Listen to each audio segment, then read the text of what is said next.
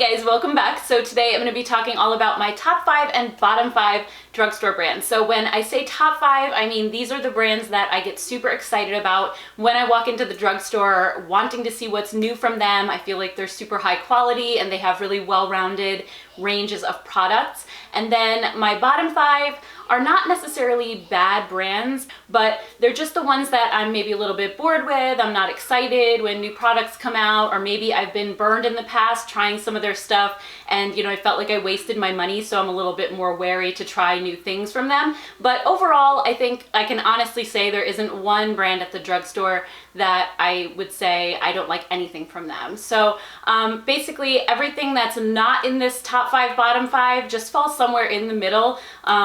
There's a lot I feel that way about. Okay, so coming in at number 5, and these are in no particular order by the way, is Revlon. And Revlon is one of those brands that I used to really be into years ago. I loved their Color Stay foundation. They had some other Color Stay like brow products and liners that they've since discontinued and come out with ones that replaced them that I wasn't crazy about. And I just feel like Revlon is one of those brands that's really overpriced for what you're getting. Their eyeshadow palettes that came out recently are around $15, and I was expecting so much from them, and it turned out to just be powdery and not pigmented at all. Their blushes, same thing, they're like $12, and they really don't pick up well with a brush. They're very powdery, they don't go on well, they don't show up. So I've been really disappointed by some of their products lately, and even their foundations, which used to be, I think, the best thing about the line. Recently I tried some products from that Youth FX line that they have that's supposed to be anti-aging primers and foundations and concealers, and I want to say I spent like $50 or $60 buying this range of products to try, and it felt completely flat. It actually made me look older, which is the opposite of what it was supposed to do. So I'm kind of tired of trying products from them because I feel like they just don't work well for me for whatever reason. I do like their matte liquid lipsticks. I think that they're one of the more comfortable formulas out there, but then again, they also don't dry down all the way. They do transfer a little bit. So, I mean, they're not for everybody, and I know that not everybody likes those. I do like them. I don't like the scent of them though, so there's that. I don't know. I was actually at Walgreens yesterday and I was looking at their new display of the Shoot the Moon collection, which is something that I've actually been excited about. And I actually didn't buy anything because as I'm looking at it, I was just thinking, these are probably more on the expensive side. They didn't have the prices listed, but I was just looking at everything and going, these liquid eyeshadows in tubes, am I really going to use that? Like the blush palettes that they had with the highlighter, I have a million of those. It's like just nothing new or groundbreaking. So I ended up not buying anything, even though when I initially saw it online, I was excited. It just kind of wore off for me. So anyway, Revlon is just one of those brands that I'm just not that into. And then number 4 would be Almay. Almay is just boring to me. I just feel like none of their products excite me at all. I know they kind of have this like all-American theme going on, and I really think that they could capitalize on that and make maybe like some really good basic neutral everyday products that people would like. But I don't know if it's their marketing or just their packaging, or their, maybe just because the colors are too boring and basic. I just look at the display and I don't feel like I want to buy anything. I don't know, it's weird, but it's just one of those brands. And then on top of that, they start coming out with kind of more recently things that are out of character for them, like those jelly highlighters and those weird little eyeshadow quads that have like the same color but in different finishes in it. And those kind of felt like out of place to me. It didn't feel like it went with their aesthetic. So I don't know, I'm kind of confused by them as a brand a little bit. I feel like they're kind of lost. Like they've been doing the same thing for so many years, and then all of a sudden they tried to be trendy, and it just, I don't know, for me, it fell flat. I just am not excited about them as a brand, but I think that they could definitely take it somewhere, and maybe just, like I said before, make it into like a really all-American for all skin tones kind of thing where it's like just easy wearable makeup. I don't know, I think they could really do something with that. And then number 3 on my list is Jessie's Girl, and they are a brand that you can find mainly at Rite Aid, I think. I'm not sure about in other parts of the country where you don't have Rite Aid, but it's very readily available near me where I live. So Jessie's Girl is, I think, a very teen-oriented brand, and maybe that's why it doesn't appeal to me now at 40 years old. But I do really, really enjoy their eyeliner. Their liquid eyeliner is a dupe for the Kat Von D tattoo liner.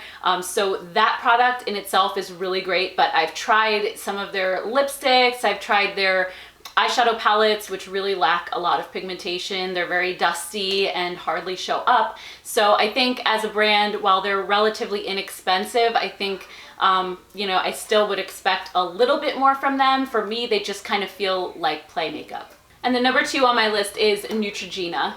Now, Neutrogena, I was a little bit conflicted about putting them in this because I really do have some products from them that I love, that I'm obsessed with. Their Hydro Boost line in particular, like their Hydro Boost lip shines and their Hydro Boost foundation and concealer are some of my favorite products that I wear all the time. But beyond those, the whole rest of the line, kind of similar to Almay, bores me. It just isn't something that I would walk into the drugstore and be excited about.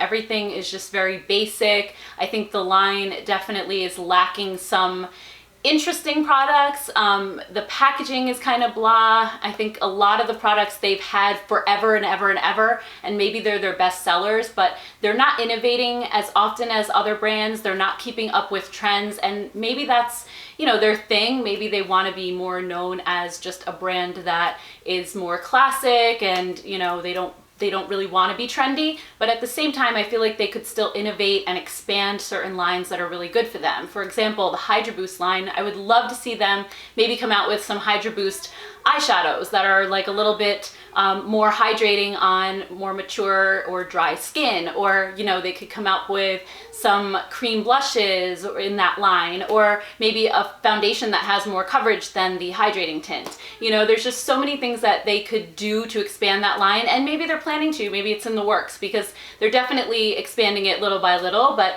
they should definitely capitalize on that line for sure. And you know, I'd just love to see them have more products in general that are new, rather than just keeping the exact same old products on their shelf that they've always had. And then number 1 on my list is Rimmel, and Rimmel is another brand that just doesn't excite me too much. I used to think that their Match Perfection concealer was amazing. I still really like that one, the little one with the brush in the tube.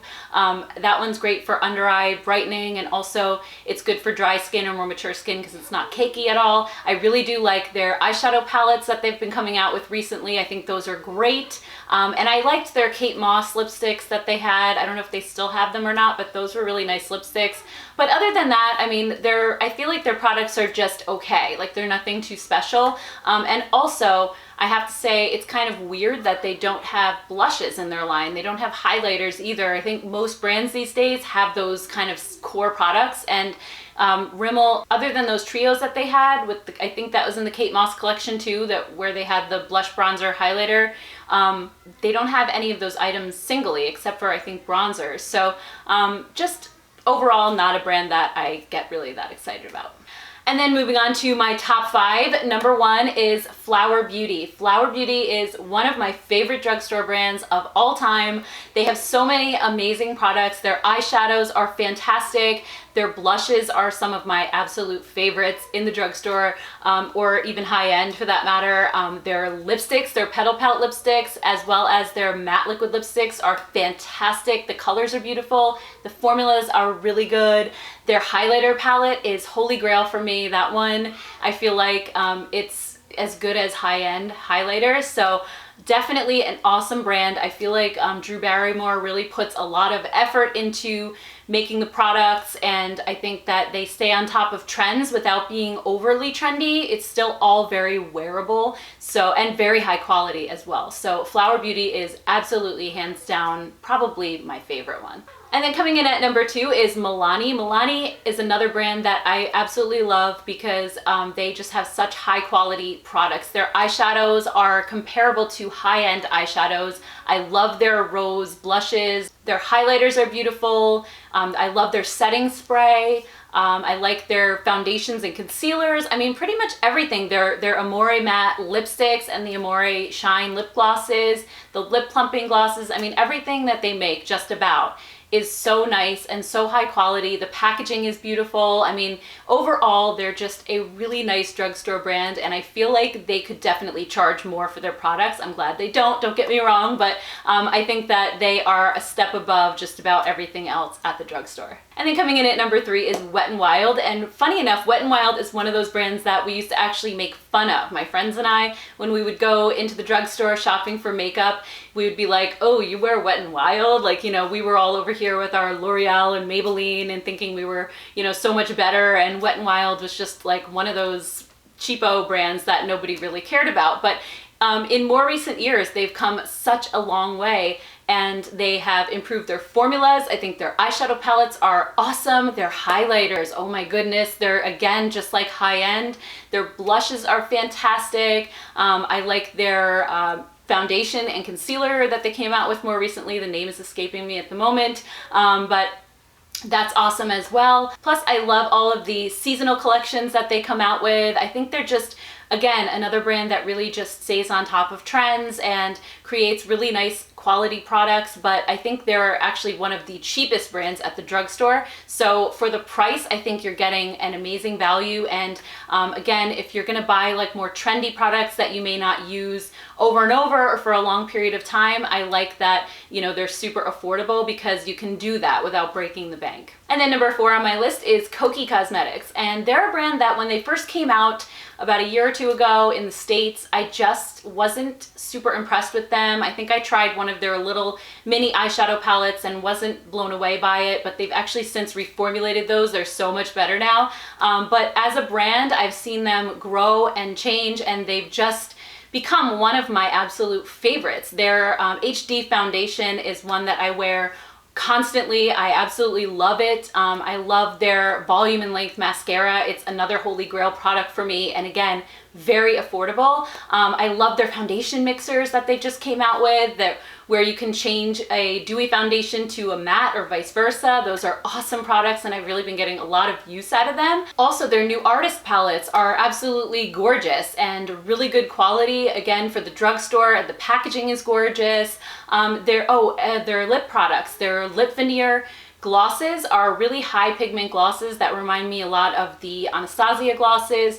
Their lip powders are a great matte liquid lipstick that's not too drying on the lips, and the colors they come in are just beautiful. So I think as a brand, oh, and also I keep jumping back, their eyeliners. I love their eyeliners as well. They're super creamy, super pigmented. They show up nicely on the waterline, and again, they're just so affordable. So as a brand, while I wasn't super impressed with them to start, the more products I've tried from them more recently, I've really been into them lately, and I can't wait to see what they come out with. I'd love to see them do some blushes because I think that's the one thing that their line is missing. So yeah, definitely check out Kokie. And then number 5 on my list is Makeup Revolution. Even though they're only available at Ulta right now, they're still considered like a drugstore brand here in the States as well as overseas where they're originally from. And I actually have been buying products from them since before they were in the States. I used to order online internationally, pay the international shipping, wait forever for them to come here, but that was back when they were doing mostly dupe palettes, and they did a lot of like Too Faced chocolate bar dupes and stuff. And they still do dupe palettes every so often, but they've also really expanded the line and created so many of their own designs as well. And I just love everything. I love their concealer. Their blushes are so amazing. I love their palettes, even though they're not, I wouldn't say that they're high-end quality, but certainly, you know, if you go buy a Reloaded palette for $7, blows those Revlon palettes I was talking about earlier that are double the price out of the water in terms of pigmentation and blendability and stuff like that. So again, I just think I love that they have such a huge range to choose from. They're constantly innovating and coming out with new products and keeping on top of trends, which I like. But yet they also have a lot of classic products that would appeal to like the majority of people. So Makeup Revolution is just one of those brands where I just get super excited every time they come out with a new release, and I am like the first in line to go get it at Ulta when things launch. All right guys, that does it for today's video. I hope you enjoyed it. If you did, please give it a thumbs up. Also, let me know in the comments below what your favorite drugstore brands are and which ones you're not so crazy about. I would love to hear from you. Thank you guys so much for watching. I will see you in the next video.